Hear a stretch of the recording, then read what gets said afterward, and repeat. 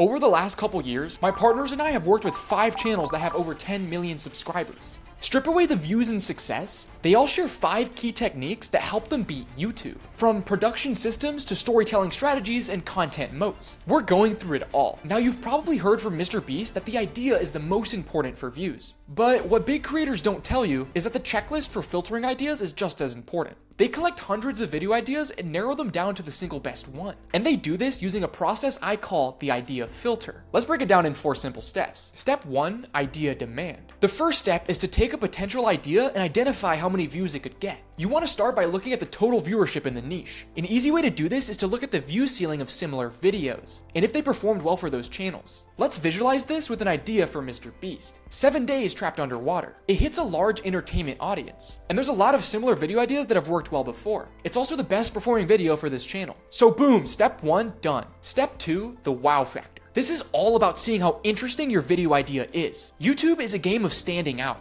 If your idea has been done 100 times, it won't wow the audience and it won't stand out. Start by checking YouTube to see how unique your idea is. Has anyone done that idea yet? My partner Jude came up with a really good way to see if this works. Let's call it the wow test. Show someone the idea and see how they react. Do they care or brush it off? But you can't just show this to your mom. It's gotta be someone in your target audience, like fans in your Discord or another YouTuber in your niche. If you have no friends like me, you can literally just use yourself. What was your initial reaction when you saw the idea? Applying this to our Mr. Beast idea, nobody has done a challenge video on this topic before. Staying underwater for a long period of time is super interesting. Step 2, done. Step 3, quality content. This is one of the most underrated parts of the idea process. Figuring out what the content for your video will look like. If you get them to click but the content sucks, people won't come back in the future. Anyone can get a one-off viral video, but what separates the big guys from everyone else is that they have a deadly focus on making amazing content. Ask questions like, can this video actually deliver on expectations? Will the content be interesting? Is the idea even possible to do?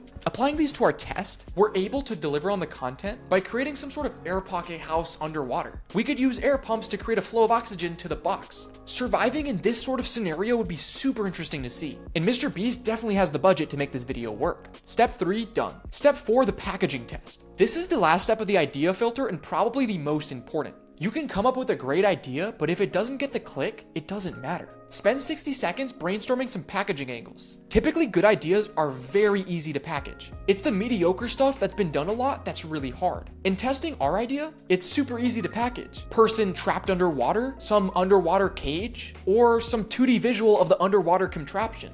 And just like that, we have a banger. But remember, if an idea misses any of these steps, it doesn't move on. There's a reason every massive creator uses a system like this to filter their ideas. It just works super well. Now, when working with some of the biggest creators, I've noticed that they're super obsessed with the exact same thing. And today, I've got something special. The exact system these creators use to make their banger thumbnails. Thumbnails like this, and this. If you only remember one thing from this video, let it be this. The simple 5-step process for thumbnails. And I made it foolproof, so there's no way anyone can fuck this up. Let's demonstrate it with these 2 thumbnails I helped make.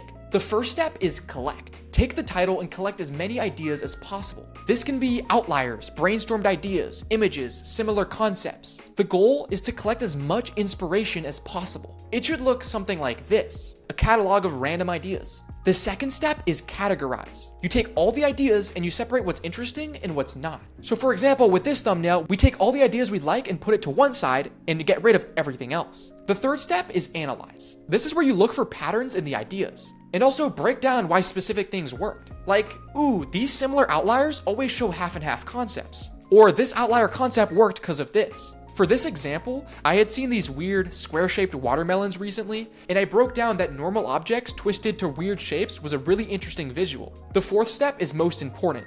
Ideate. Take the ideas you've analyzed and brainstorm different objects or extreme scenarios for them. You want to come up with new ideas based on what's done well. For example, I liked the square visual, so we applied it to a basketball. And later on, I liked it so much that I even made a second thumbnail and applied it to the head. Finally, we have optimize, which is tweaking the thumbnail till it's perfect. For this thumbnail, we cleaned up the background and made one set of eyes bigger to pull viewers' attention to it first. And there you have it, a banger thumbnail. This whole process can take hours, sometimes multiple days. It's a creative process, so you don't want to rush. Now, we focused on ideas and packaging, but one of the things massive YouTubers are best at is keeping viewers watching. And the most consistent way of doing this is making the video structure super simple. And I can't overstate this. Big creators understand this to a science. Compare the intros of these two relatively similar videos. I want you to watch and guess which one did better. This one? One impossible goal from every Champions League, all the way from when I first started watching football in 2008 to the current day in 2024. Or this one? My friends are competing to see who can score the most impossible goals from Euros and Copa America.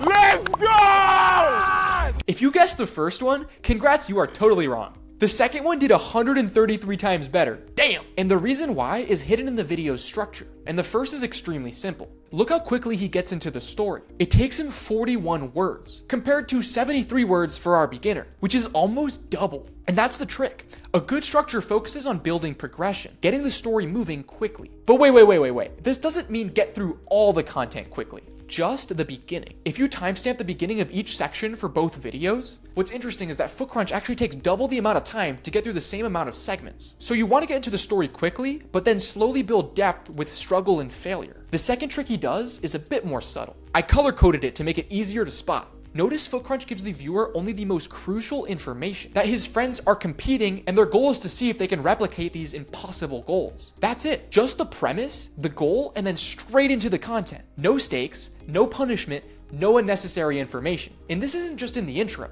He does this throughout the entire video. Now the last trick is something I call visual clarity, which is using visuals to make information easy to understand. This means wide shots, replays, different camera angles. Take a look at this visual. It's super easy to see what's going on here. He's taking a shot at the goal versus a visual like this. The edit is telling the viewer to look at these football clips, but we don't prioritize making it easy to understand. The key element is so far back, it's almost impossible to see. I want to note that this video is from a channel that's definitely more of a beginner, and I don't want it to seem like I'm shitting on him. He's starting at a great place. It's small tweaks like these to the structure that would make his videos so much easier to watch. But a simple structure is only a small piece of the larger puzzle. The most important technique these YouTubers use isn't visible. It's the way they obsess over YouTube. But this is the part most people get wrong. You have to focus on that obsession. I'll give you an example. I once saw a big creator make this designer prompt an image over 100 times until he got the exact perfect one. It was for the gum under this shoe. And while a lot of people would say this sort of obsession is annoying, this is why big creators win. This sort of attention to detail, stacked across ideas, thumbnails, titles, and edits, is what makes their content great. Now here's an easy way to start obsessing with the tiny details. After each video, write down what you did wrong and then go out of your way to fix it in the next video. I've been actively doing this for years. Take your videos and break them apart. You should always have something you can improve in the next video. Here's a couple things to try. Retention breakdowns. What can you learn from the drops in the retention? Performance breakdowns. Why did your latest video fail or do so well? A/B test learnings. What formats or elements work best in thumbnails? These are the sort of habits that every massive YouTuber does, especially when they were first starting out. But one thing you have to prioritize when starting out is your unfair advantage. I can't emphasize this enough. Every massive creator has an unfair advantage. Take, for example, Mr. Beast. This guy's got a couple. Production size, content budget, and an underrated one, employed talent. This dude hires some of the smartest minds in the entire space. Ryan Trahan is quirky and authentic. Nick DiGiovanni is an actual chef. Sam and Colby are a duo and bring on a ton of popular guests, aka trend jacking. And it goes on and on and on. I call that the content moat, a distinct advantage a creator has in their niche. For example, if you create a hypothetical chart of the top 10 biggest creators in the food space, you can see channels like Nick DiGiovanni or Village Cooking stand out. And most of the time, it's because these creators have a specific advantage that keeps viewers coming back to their channel, i.e. quality content, big TAM, unique style. Also, to be fair, this is a BS chart. Probably looks something more like this, accounting for all the thousands of random channels and views. But you get the point. So how do you find this advantage that makes you unique? Well, a lot of it is simple trial and error. Most massive creators' original content looks nothing like what they make now. Jimmy did Minecraft and commentary videos. Ryan Trahan did running content. Nick DiGiovanni went from cooking tutorials to entertainment food videos. It's through years of experimentation that you slowly start to figure out what works for you. But the fastest way to find your style is to experiment a lot. A general rule of thumb is that 1 in every 4 videos should be an experiment. Test a new topic, try a different format, record a different way. We even see massive creators do this on their channels right now. Mr. Beast tested a real-time video. Ryan Trahan recently tested a more cinematic intro. If there's one key takeaway from studying the top 1% creators on YouTube, it's that regardless of how you start, whether it's Minecraft videos or running content, with a little bit of patience and a shit ton of learning, it's likely that you could be the next 10 million sub creator. No BS, because even now, there's more channels hitting 10 million subscribers than ever before, and demand for channels with high quality content has never been higher. But if you don't have time to constantly study YouTube, I recommend you check out my free newsletter, where I cover a ton of strategies and in-depth YouTube stuff. I'll throw a link in the description. Peace.